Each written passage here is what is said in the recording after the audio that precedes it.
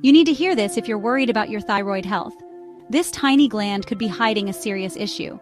The thyroid gland located in your neck might be small, but it has a big job. It controls your metabolism and influences nearly every vital function in your body. So what happens if it malfunctions?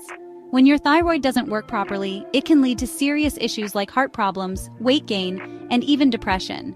For example, if it's underactive, known as hypothyroidism, your body slows down. You might feel tired, cold, and gain weight easily. If it's overactive, called hyperthyroidism, your body speeds up. This can cause anxiety, rapid heartbeat, and weight loss. But don't panic. You can keep your thyroid in check with regular checkups, a balanced diet rich in iodine, and by managing stress. Got questions about your thyroid? Drop them in the comments below. Don't forget to like, share, and subscribe for more health tips and amazing videos. Stay healthy.